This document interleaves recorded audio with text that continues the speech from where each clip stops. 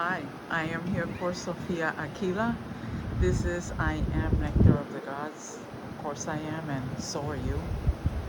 How fantastic to be able to share these moments. So, here we are on the cusp of this amazing new moon of transformation in the sign of Scorpio, known to many in the occult sciences as a healing power, a healing energy emanating from the constellations that that find their home in Scorpio, right? So there are stars there, and those stars belong to constellations, and oftentimes our universe is very light years away from where we are.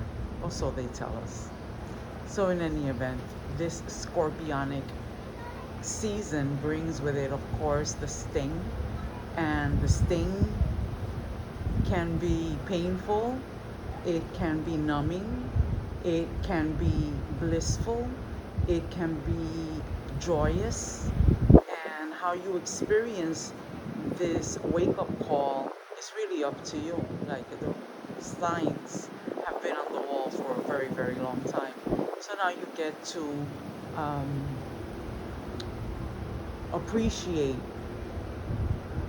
deeply within your emotional body that which moves your thoughts and your desires and your passion and your seeking for more, right? The obsession, the compulsion, that which you cannot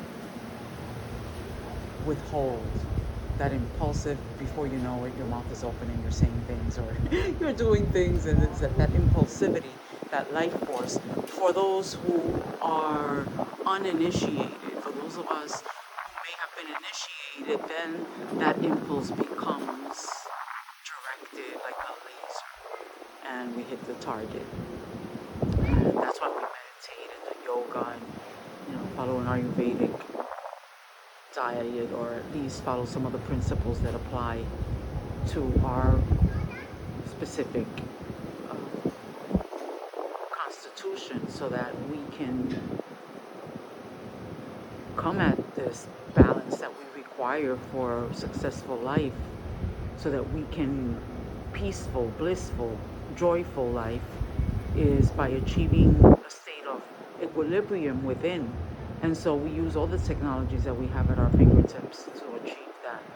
Primarily, I like meditation and yoga and Ayurveda and aromatherapy and all that I can get my hands on to ensure a safe passageway for this vehicle that is housing my soul, right? This physical body that is the home of my energetic blueprint, my pure potential is one with the pure potential of all that is, but it's expressing itself through this physiology, this neurobiology, and so having a detoxed lifestyle is super important. And by that I mean, not just the foods and the beverages that we ingest, but the information. Everything is information. Everything is information. Even this beautiful ocean and the sea breeze and the palm trees. It's all information. Everything you eat,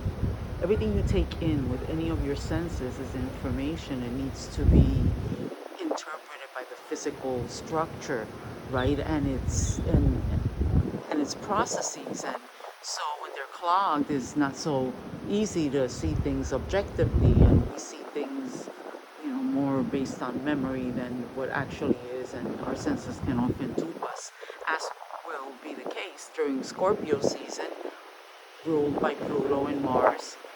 The ancient ruler is Mars, and the new ruler is Pluto, and I would like to think that Mars is actually an expression, the higher power, the higher octave of Mars is Pluto, that Plutonian, energy that is set on establishing the alchemical process in your life so that you can get on with it, right? So that you can move on to the next leg of the journey.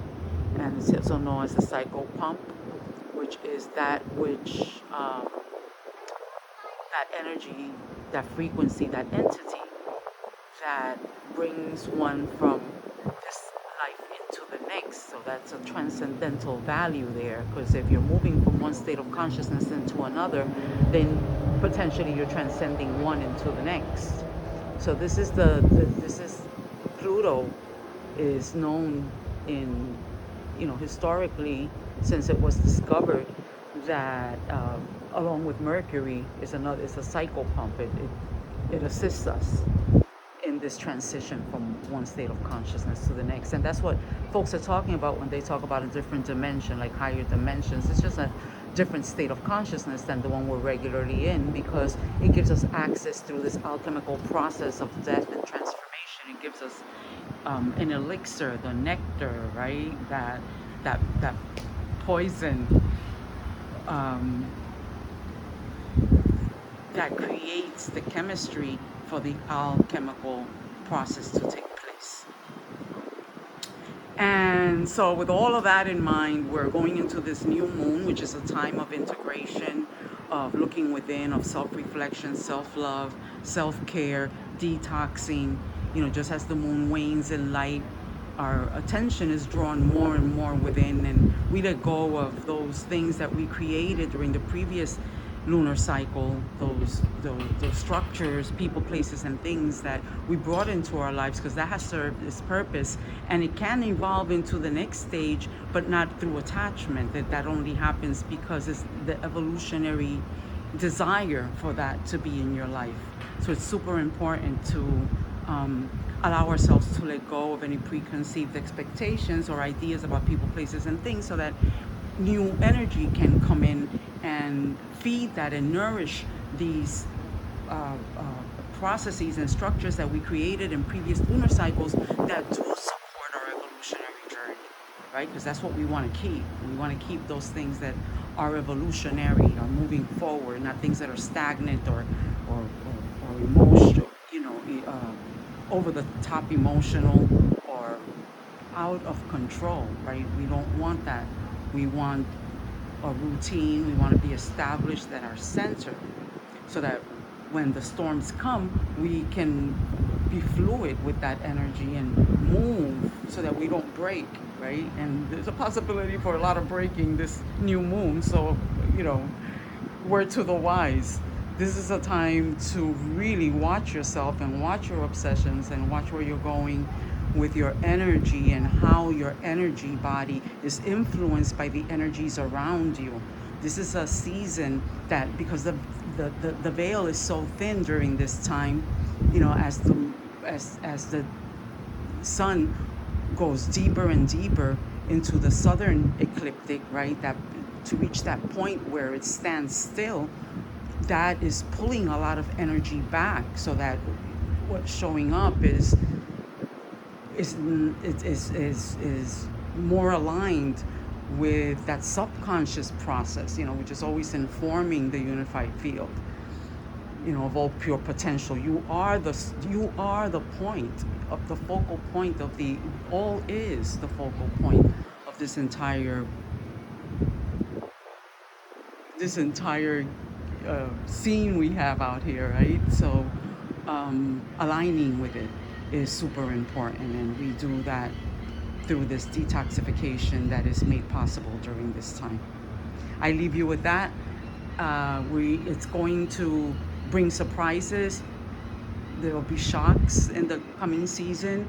This new moon is on a square, T-square, with Mars and Uranus directly across from the sun and Mars that's there, and any placements that you may have in Scorpio and Taurus are also going to be activated, and anything in that Leo Aquarius, which means that Saturn is also going to come on board during this season, during this new moon, because Taurus is activated through the moon, and that's going to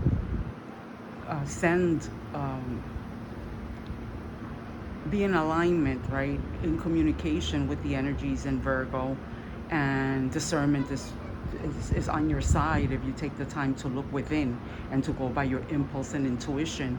You can read a lot into what's going on. Mars is, making its ingress into Scorpio as well.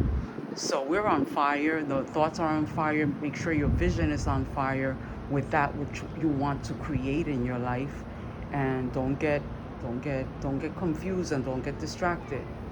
Distractions are everywhere. Ghosts are gonna appear out of the woodwork, and some will be angels and some not so angelically inclined.